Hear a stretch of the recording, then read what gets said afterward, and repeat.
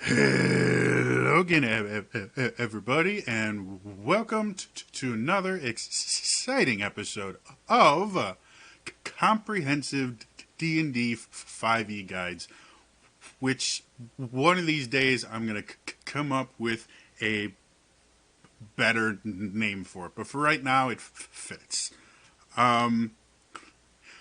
Remember when I used to make like videos for this channel? Petrich Farm remembers. Petrich Farm remembers a lot. Petrich Farm might remember a lot about you, unless you like and subscribe. I have no idea why I've decided to go with just this joke, but I figured I'd try doing more YouTuber-y things. Yeah. Hi guys, I'm back. I told you I was working on some stuff. One thing I've wanted to do for a while now is they put out an unearthed arcana that had new like psychic based paths for the monk, which you all know is my favorite class, and the barbarian. Now, in order for me to talk about the barbarian, I would need to do a basic class guide on it before I could do an in-depth on those. So that's what I'm going to do today. So the barbarian. I think the barbarian gets a lot of flack for being kind of like a really basic class. A lot of people think barbarians are just if you don't know how to play or something, just make a barbarian because all they do is hit stuff, which isn't true, and especially in fifth edition, depending on how you build your barbarian. They can be a very, very tactical class, or they can be a very, very I'm going to kill things class. And the nice thing about it is both of the subclasses of it actually allow you to play either way. So it's not like you have, I kill things subclass and then I do smart stuff subclass.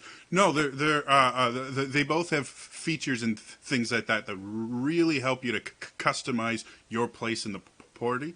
So, like I've said quite a few times before, one of the defining features of fifth edition is the idea that within the first couple levels of your class, you're going to get the kind of defining features of the class.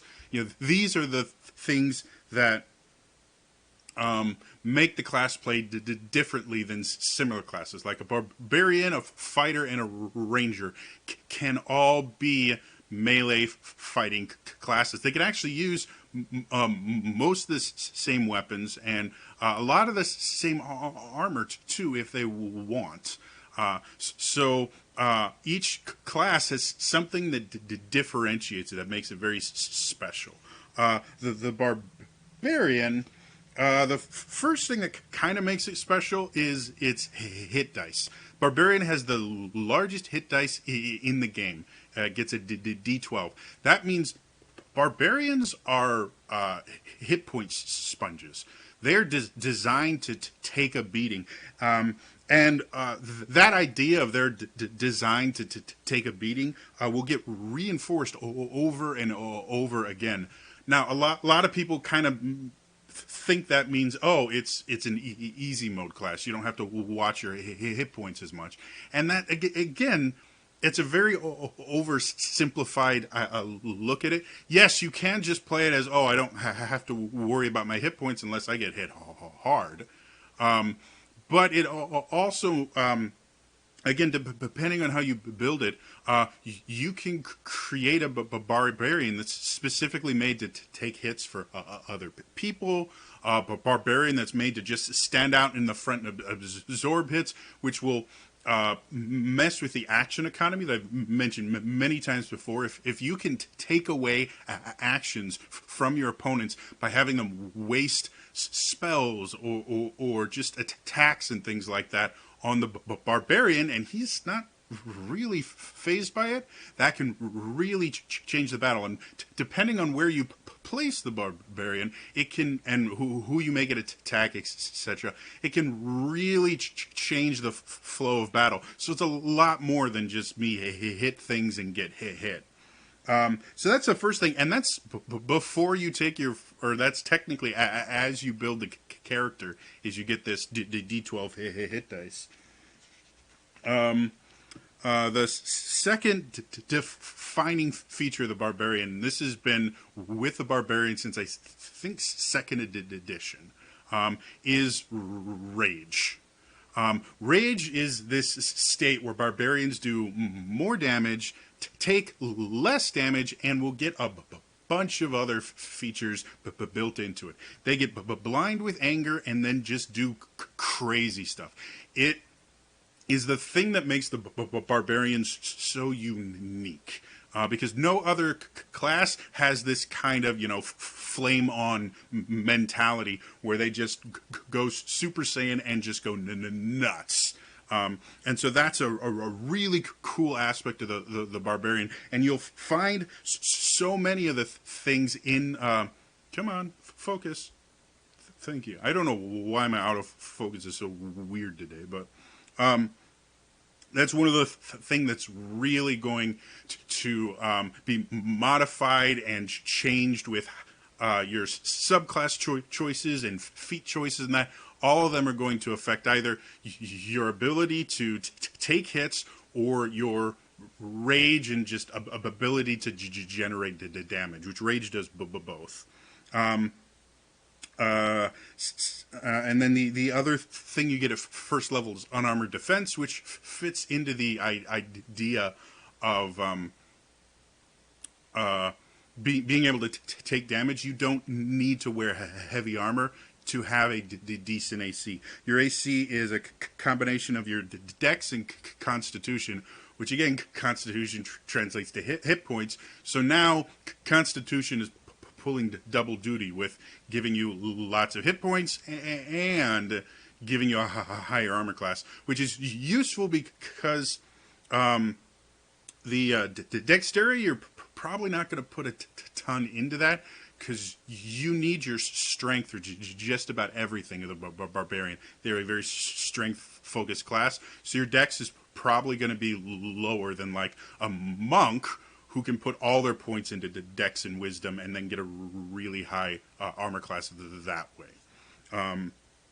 So the other thing they have, and again, this will fit into the idea that they're meant to do a lot of damage and take a lot of hits, is relentless or reckless attack. Sorry, it's a second level ability, but basically means you can give yourself advantage on all your attacks for until the end of this turn. But until the start of your next turn, all attacks against you have advantage. So very much a kind of sacrificial, do I want to make myself easier to hit in order to hit harder? If the goal of the Barbarian is to take hits so that other players aren't taking them, this is a really effective way to do that, because once you become easier to hit, your enemies have an incentive to try and hit you over other people. So again, a lot of people just think, oh, it lets me do more damage. No, it can be a very tactical ability. The other thing you get at second level, which again fits into that ability to take a lot of damage, is the danger sense. Basically, you have advantage on the dex saves for anything that you can see.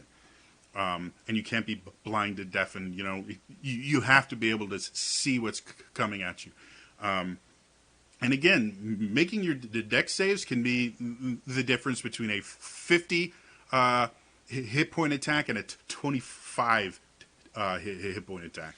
That's a massive amount. So, third level, you choose your primal paths. We'll go into those a little bit later, towards the end of the video, just because, again, they're going to massively change how you play the character. Fourth level, and roughly every 4 levels after, you get ability score improvement or feat. The Barbarian really benefits heavily from having a high strength and a high constitution.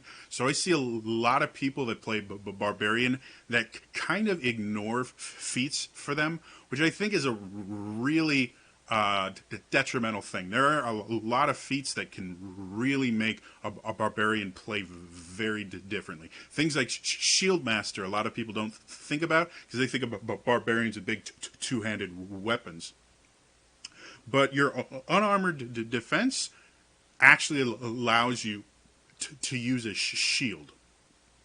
So if you have like a warhammer or a longsword or something and a shield, you can use Shield Master to bash people, knock them down, which not only helps you because you get advantage, it helps your entire party because everybody will get advantage on that guy until they stand up. And having them stand up uses half their movement. So if you have someone that's chasing your wizard, your barbarian can rush up to him, bop him with their shield, knock him down, and then your wizard can get away, and that guy physically won't be able to follow. That's my phone. Oh, the joys of people knowing my number.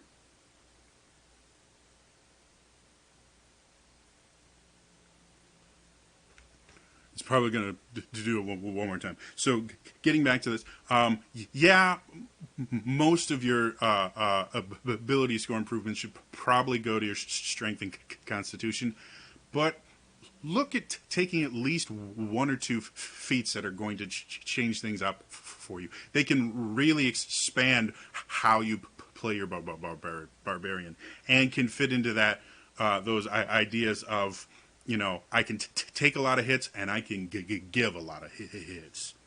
5th level, like most melee classes, you get extra attack, very useful. And you also get fast movement, which again will play into both. Those ideas. I can take a lot of hits and I can give a lot of hits. At 5th level, your speed increases by 10 feet while you aren't wearing heavy armor.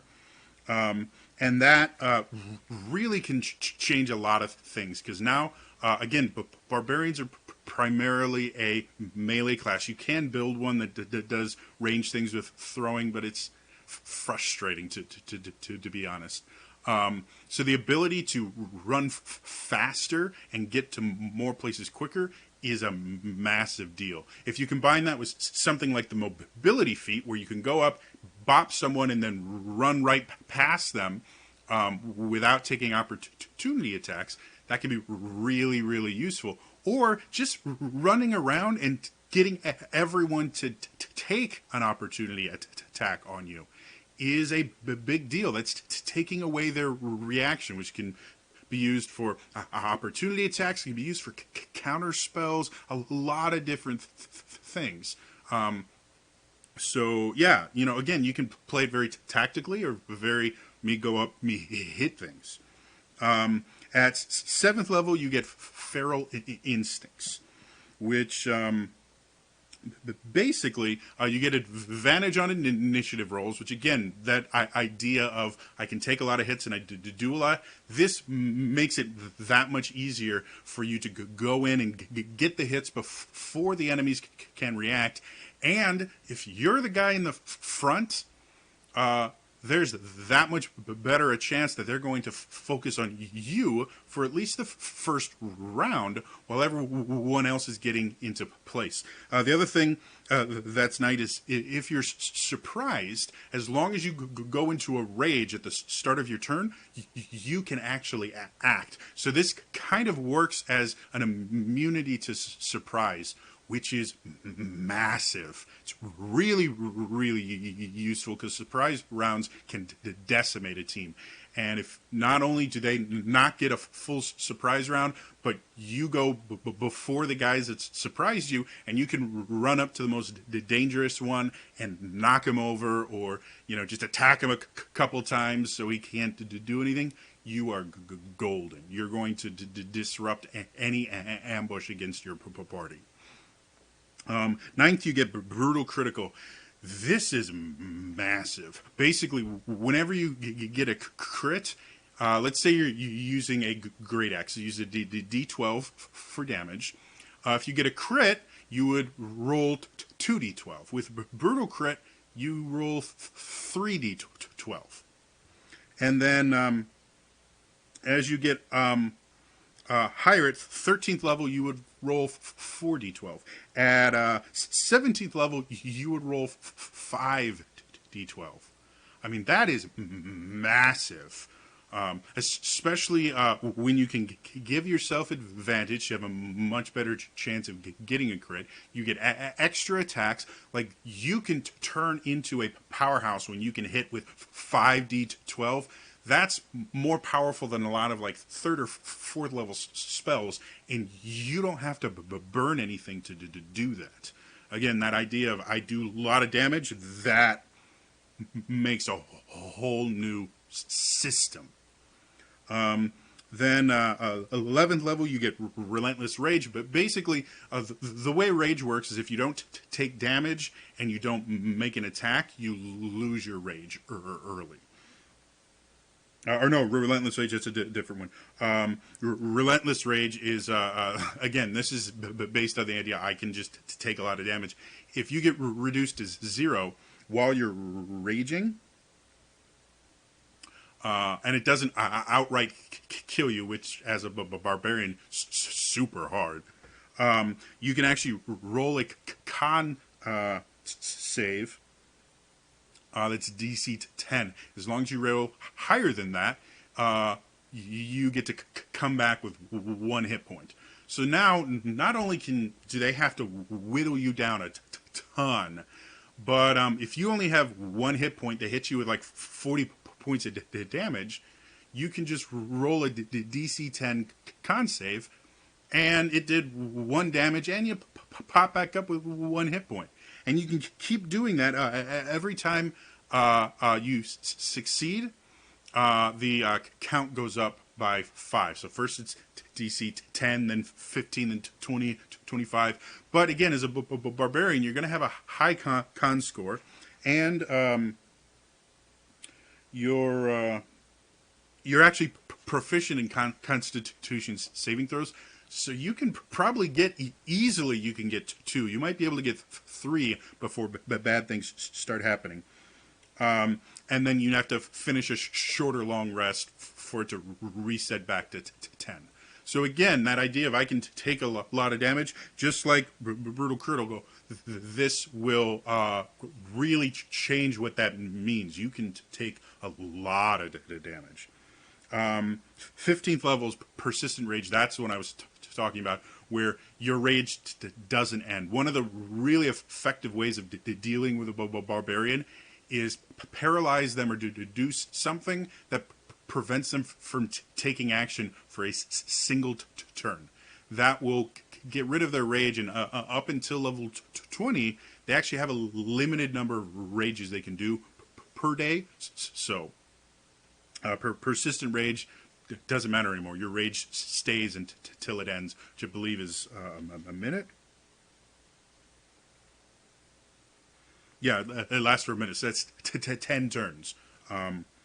After that, you get Indomitable Might, which basically means if you roll a strength check and you roll really poorly, anytime your strength check is lower than your strength score, you can just use your strength score. So let's say you have a 20 strength, which is not a bizarre thing even for just a level 8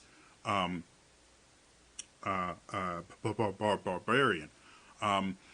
And you roll it basically means you can never roll below a 20 strength check, which means just about there are a lot of things you can't fail on. Most doors can't stop you. Stuff like that. So really useful.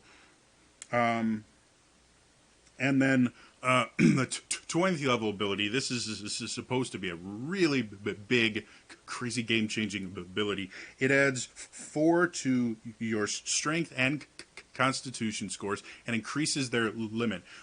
Most characters, you can have a maximum of 20 in any stat in 5th edition.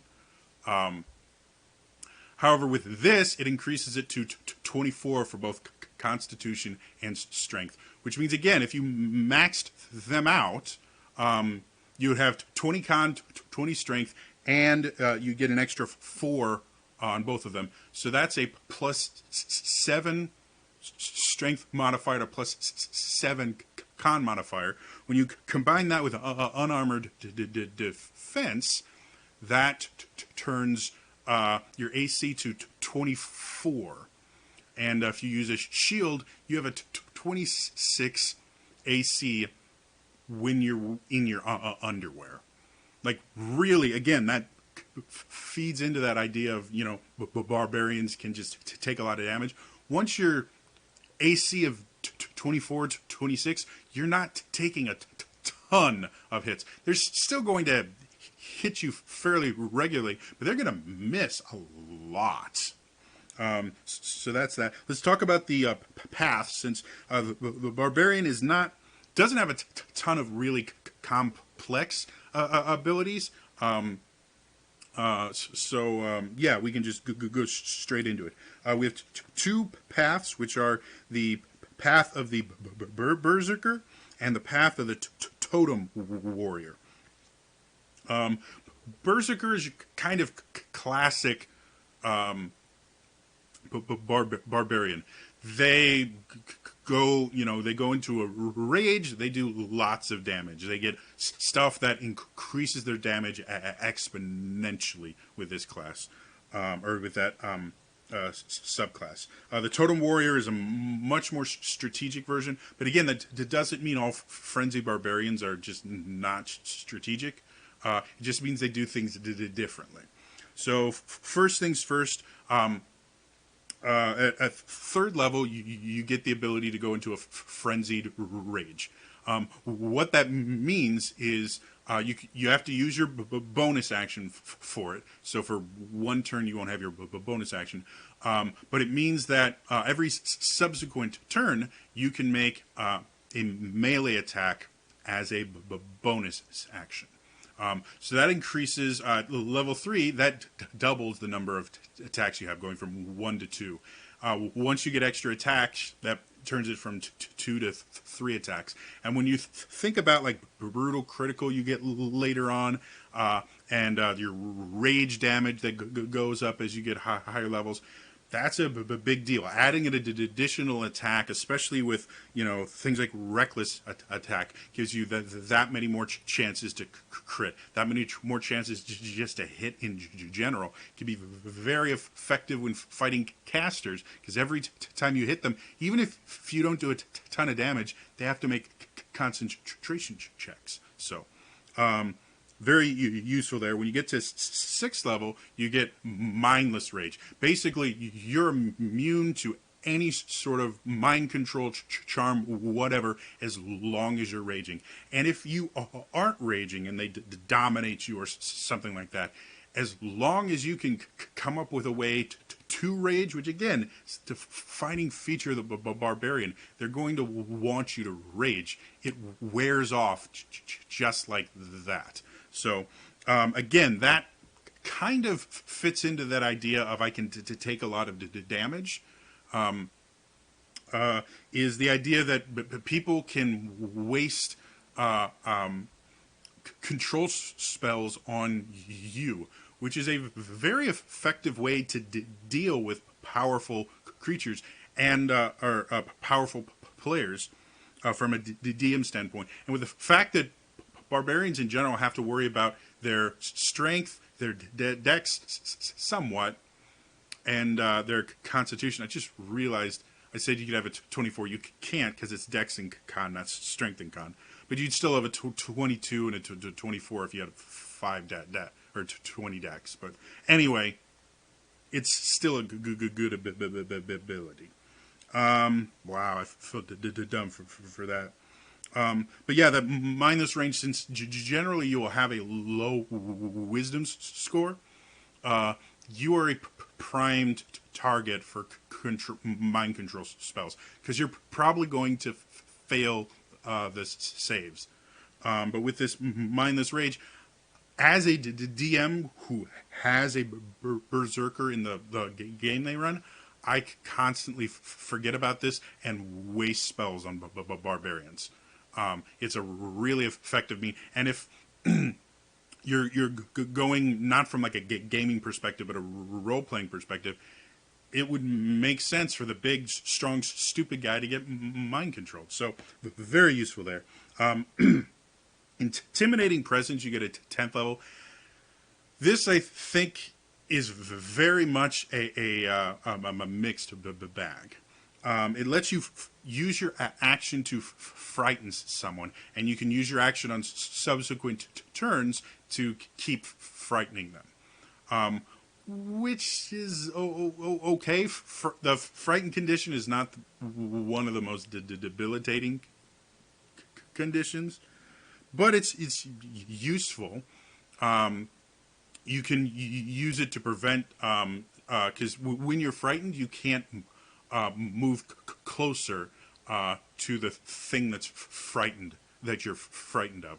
So if you do have a baddie that is trying to hurt your other party members, frightening him can be a very effective way to kind of take him out of the battle. Now, you have to trade two attacks to do that, because it takes your actions.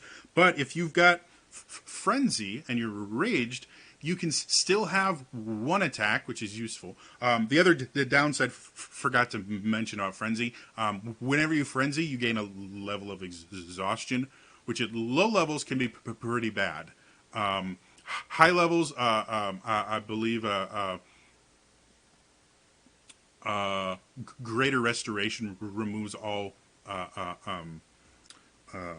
exhaustion levels, so you have a little bit more leeway at that point if you have someone that has that spell.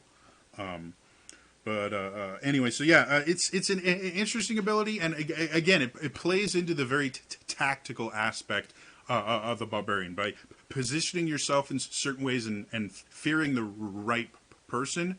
You can help your party to be able to take out people that would cost a lot of hit points otherwise.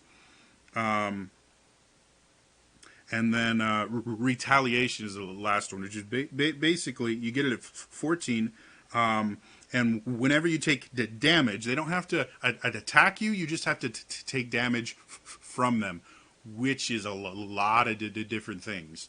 They have to be within 5 feet of you, and you can use your reaction to make a melee weapon attack against them.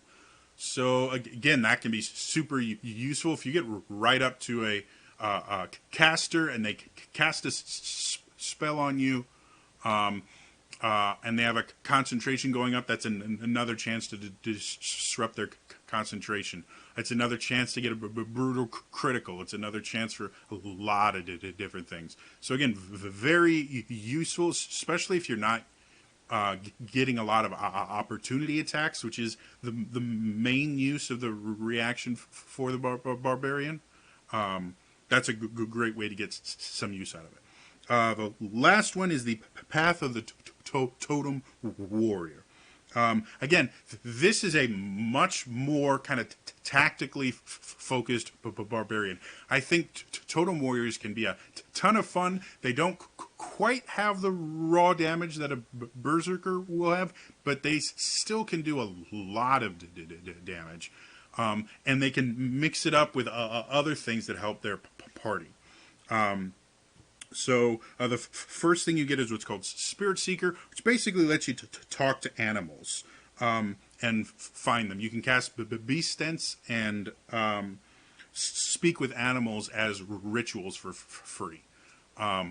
So in combat, not going to help. But when you're trying to gather information, things like that, it can be very useful, especially if you're trying to track some sort of creature. Can be very useful. It can also be really worthless, so your mileage may vary. The other thing you get at third level is Totem Spirit, which is kind of what defines this. Is you're going to have different totems you can take abilities from, and you get 3 different levels of abilities, and they're going to massively change how you play the character. So this subclass offers a lot of customizability, and I think they may have added extra totem spirits in supplements. I don't play barbarians a lot, and the one barbarian that I interact with a lot is a berserker. But yeah, it's a very customizable class. So at third level, you get Totem Spirit, and there's 3 spirits. You have Bear, Eagle, and Wolf. Bear stuff is basically going to really focus on taking damage and giving damage, and just being that really strength-based, aggressive kind of thing.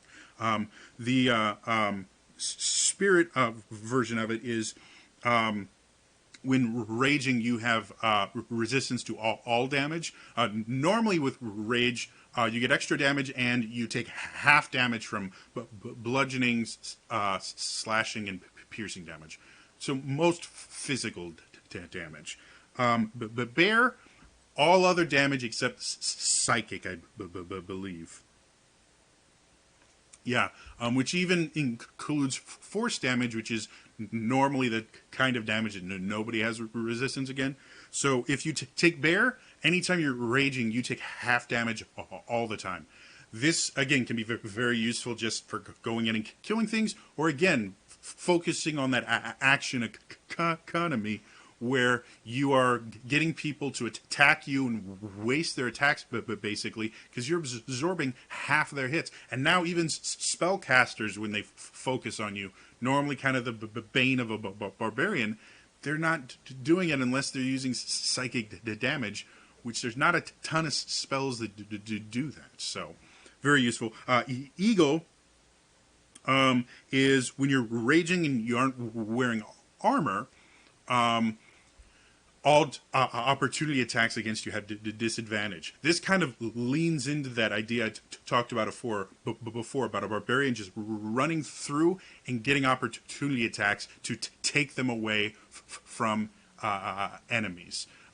Adding that disadvantage, again, it all fits into that action economy, and it can save your team. If your party's trying to retreat or someone overextended, I used to do it all the time as a monk, your barbarian can run in, take the opportunity attacks, and then the monk can run right past them, and they can't hurt the monk or whoever overextended, and they can get back to safety.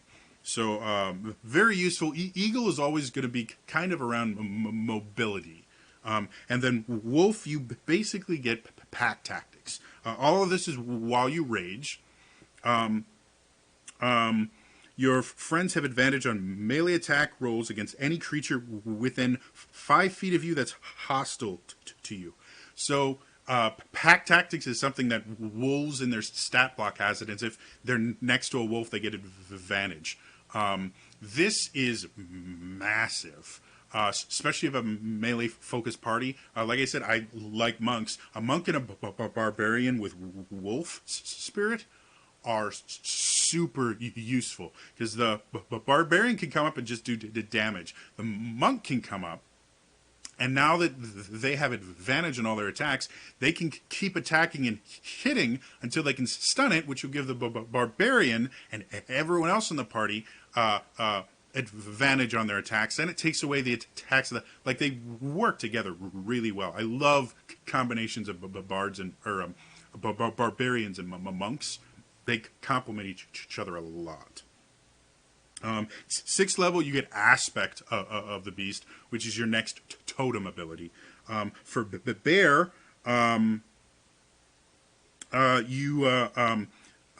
your carrying capacity, which a lot of people don't use, but it is a thing, is doubled. So you can carry a crap ton of stuff. And also you have advantage in all strength checks made to push, pull, lift, or break objects. This is the door crusher. You know, now big, heavy, steel reinforced doors. No, you go Bear and just plow through them. It's also nice that doesn't require you raging, which raging gives you advantage in strength checks anyway. So this kind of gives you that rage benefit out of combat. Again, because rage will give it give you advantage on all strength checks. It's somewhat it's has limited use, but if you do want to be that totem bear, thematically it fits very well. Eagle, you gain the eyesight of an eagle. You can see up to a mile without difficulty, and you're able to see fine details up to 100 feet away. This is massively useful for setting up ambushes, for sneaking around. You can make a very good kind of stealthy spirit warrior kind of barbarian, someone from the wilderness who communes with animals.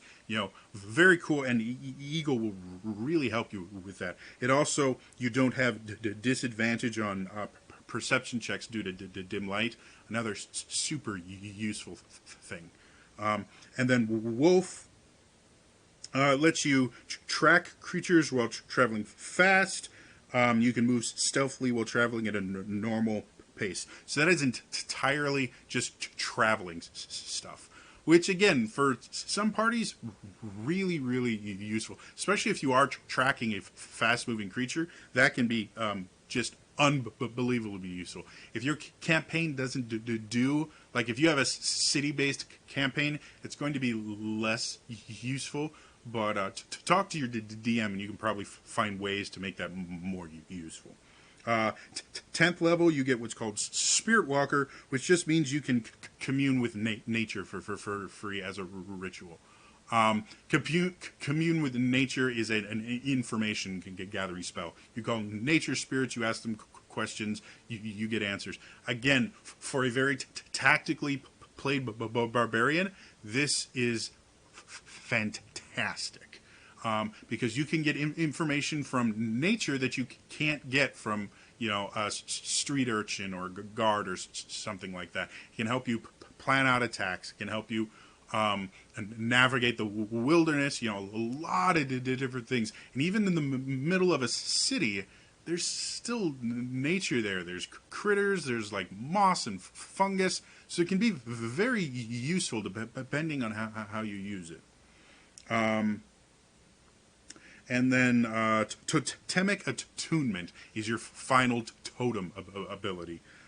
For Bear, when you're raging, any creature within 5 feet of you that's hostile to you have disadvantage on attack rolls against targets other than you or another character with this feature. And then if they can't see or hear you, they're immune to that effect. This is the tank ability. Basically, whenever you're within 5 feet of a creature and you're raging, if it doesn't attack you, it has the disadvantage. This fits so well with that idea of stealing actions and influencing the action economy. Because now not only can you go up and incentivize them to hit you, you now can de-incentivize them to hit your allies and to take that many more actions from them. Again, a very tactical, useful ability. And if they do hit you, you are you're going to be taking less damage because you're raging, and you're going to have so many hit points it's not going to matter.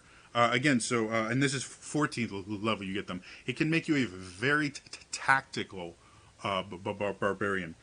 Eagle, this is probably my favorite, simply because I don't see people taking this, and I think they should, because it's amazing.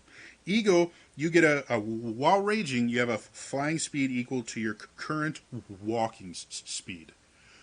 You can fly. Now, you can't hover, so at the end of the turn, you drop if you're not on solid ground. So you can't use this to just fly through the air. I kind of visualize it as just like super great jumping. They jump into the air and they spread their arms out and they just, and it looks really cool.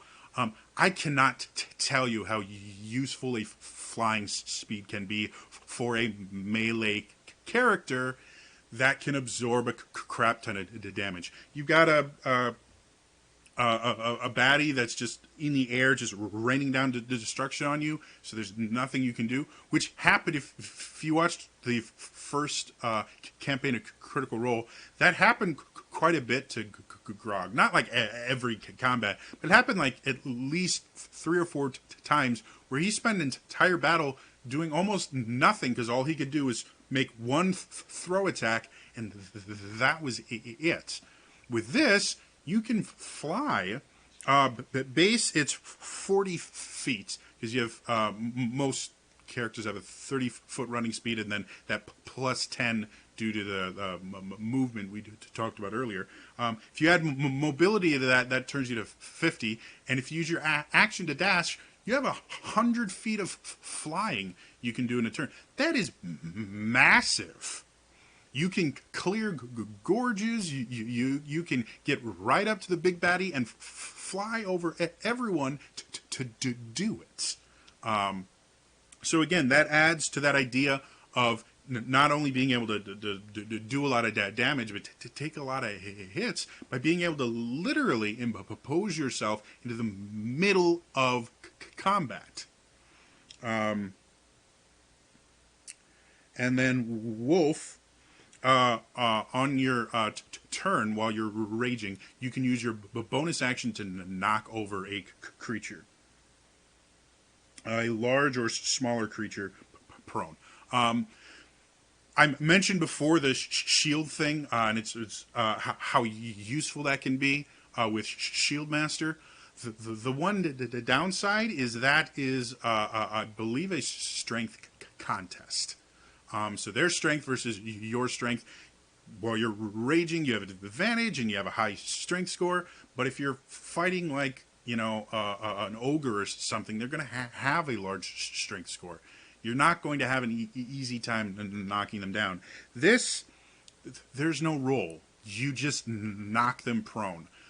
Again, massively useful. You rush up, knock them prone, get 2 attacks with advantage without using relentless attack, and all your allies can melee attack with advantage. They lose half their speed. Like, it's just a good, useful, very tactical option.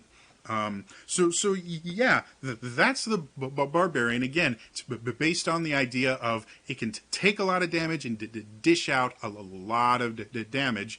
And in order to do that, it generally can move a lot. So you can play it as just me hit things with stick, or you can play a very intelligent, very tactical Barbarian, or anything in between. And both the Frenzy Berserker and the Totem, the Berserker and the Totem Barbarian can, depending on the situation, go either way. every battle or mid battle, you can switch from I do lots of damage to I'm going to play very very tactically. So yeah, I hope you guys enjoyed this. Like I said, I'm trying to get back into this and play your faves and stuff like that. It's just been kind of intense over the past few months. So anyway, that's all for me today, and I will see you guys next time. All right, bye bye.